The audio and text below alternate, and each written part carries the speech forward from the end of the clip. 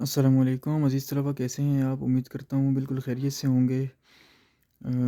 आपको online classes में खुशामदीद कहता हूँ और आज आपकी उर्दू लाज़मी की किताब में से एक टॉपिक जो कि ग्रामर का टॉपिक है, आपके सामने पेश करूँगा। आपकी किताब में सफ़ा नंबर 11 पे एक टॉपिक है जुमले के अज्ज़ाए तरकीबी। तो जुमले के अज्ज़ाए तरकीबी के बारे में पढ़ने से पहले मुख्तसरन आपको समझा देता हूँ कि जुमला क्या होता है। तो याद रखने की चीज़ ये है कि जुमला अल्फाज का ऐसा मजमूआ होता है जो बात का मुकम्मल मानी दे।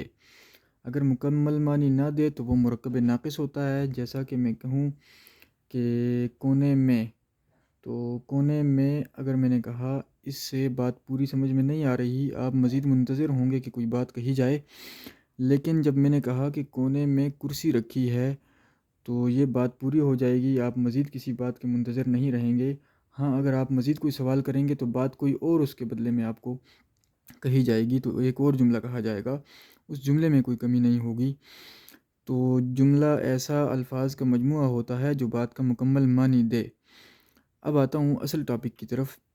जुमले के अज्ज़ाए तरकीबी मैं किताब से पढ़ने की कोशिश करता हूँ, चूँकि आपका निसाब यही है और इसी निसाब के हिसाब से बात करेंगे। क्लास में हमने इस मौजू पर तफसील से गुफ्तगू की है। जुमला क्या होता है, मुरक्कब नाक़िस क्या होता है, मुरक्कब ताम क्या होता है, फिर उसकी अक़साम हमने डिस्कस की थी। बुनियादी तौर पर दो अक़साम, मुरक्कब और मुफ़रद। फिर मुरक्कब की मज़ीद अक़साम दो हमने देखी थी, इंशाइया और ख़बरिया जुमला। फिर हमने इंशाइया की मज़ीद 13 अक़साम देखी थी, अगर आपको याद हो। फिर हमने ख़बरिया जुमले की 2 मज़ीद अक़साम देखी थी, जो कि आपके निसाब में मौजूद हैं। लेकिन इस वक्त हम उन चीज़ों की तरफ नहीं जाएंगे, चूँकि रिवीजन है और किताब के हिसाब से रिवीजन करेंगे। तो किताब में आपके जो है वो टॉपिक मौजूद है, जुमले के अज्ज़ाए तरकीबी। अब कोई भी जुमला हो, उसके दो बड़े अज्ज़ा होते हैं। जुमले के दो बड़े अज्ज़ा होते हैं, जिनमें एक ताल्लुक़ पाया जाता है जो कलाम को पूरा कर देता है और सुनने वाले को उस जुमले में कमी महसूस नहीं होती। इस ताल्लुक़ को इस्नाद कहते हैं। यानी जुमले के बुनियादी तौर पर दो अज्ज़ा होते हैं, और वो जो दो अज्ज़ा होते हैं, उन दो अज्ज़ा के दरमियान एक ताल्लुक़ होता है। ज़ाहिर है वो जो ताल्लुक़ है वो क्या कहलाता है? इस्नाद कहलाता है। ठीक है, असनाद नहीं है, ये लफ्ज़ है इस्नाद। जुमले में जिस शख्स या चीज़ के बारे में कुछ कहा जाए उसे मुस्नद इलैह कहते हैं। मुस्नद इलैह, ये लफ्ज़ मसनद ऊपर ज़बर के साथ लिखा हुआ है, जो कि गलत है, मैंने ठीक करवाया था क्लास में भी।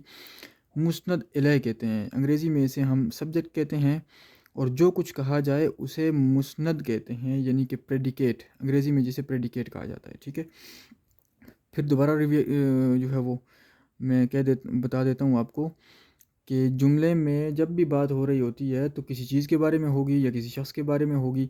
तो जिस शख्स या चीज़ के बारे में बात हो रही हो उसे कहते हैं सब्जेक्ट, उसे कहते हैं मुस्नद इलैह।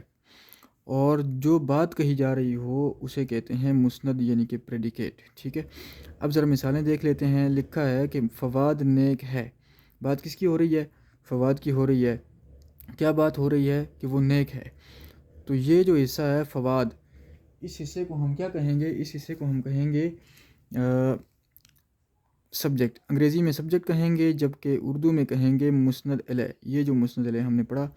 जबकि बाकी हिस्सा नेक है, पूरे का पूरा ये जो हिस्सा है इसे हम कहेंगे मुस्नद। ठीक है, अगली मिसाल देखते हैं। अदनान लिखता है। किसकी बात हो रही है? अदनान की बात हो रही है। और क्या बात हो रही है? लिखता है। तो ये जो हिस्सा है इसे कहते हैं मुस्नद इलैह, जबकि ये जो हिस्सा है इसे कहते हैं मुस्नद। लफ्ज़ मसनद नहीं होता, मुस्नद होता है। दोबारा बता रहा हूँ, इन मिसालों में फ़वाद और अदनान, फ़वाद और अदनान, ये जो हिस्सा मैंने हाईलाइट किया, मुस्नद इलैह हैं। नेक है और लिखता है, नेक है और लिखता है, ये जो हिस्से हैं मुस्नद हैं। आप मुंदरजा झेल जुमलों में मुस्नद इलैह और मुस्नद की पहचान करें। आपके लिए एक्सरसाइज है, ये एक्सरसाइज आपने करनी है। लेकिन पहली दो मिसालें मैं आपको करके दे देता हूँ, आपको समझा देता हूँ। बाकी जो मिसालें हैं वो आपने करके मुझे कापी पे लिख के बताना है, इसी तरह जिस तरह मैंने यहाँ हाईलाइट किया है। एक लाइन में आपने मिसाल लिखनी है और दूसरी लाइन खाली छोड़नी है, और नीचे अंडरलाइन करके आपने लिखना है कि मुस्नद इलैह कौन सा है और मुस्नद कौन सा है। ठीक है, ये तरीका होना चाहिए। मैं पहली मिसाल देखता हूँ। हुमैरा पढ़ती है। तो सवाल ये उठाएं कि बात किसकी हो रही है? बात हो रही है हुमैरा की। तो हुमैरा को आपने इस तरह हाईलाइट करके उसके नीचे लिखना है मुस्नद इलैह। और पढ़ती है, ये जो हिस्सा है इसके नीचे आपने लिखना है मुस्नद اسی طرح دوسری مثال میں دیکھ لیتا ہوں، اسلام آباد ایک خوبصورت شہر ہے۔ تو بات کس کی ہو رہی ہے؟ بات اسلام آباد کی ہو رہی ہے۔ کیا بات ہو رہی ہے؟ کہ ایک خوبصورت شہر ہے۔ تو یہ اسلام آباد اور ایک خوبصورت شہر ہے، یہ دو الگ الگ حصے ہیں، مسند علیہ یہ ہوگا اور مسند یہ ہوگا۔ باقی کی مثالیں مجھے امید ہے کہ آپ مجھے کچھ ہی دیر میں کر کے بھیج سکتے ہیں۔ واٹس ایپ نمبر پہ بھیجنا ہے مجھے آپ نے، یا سر مویز کو بھیج دینا ہے، وہ مجھے بھیج دیں گے انشاءاللہ۔ ایکسرسائز کو میں چیک کر کے آپ کو اس کا رزلٹ بتا دوں گا۔ آپ کا بہت بہت شکریہ، والسلام۔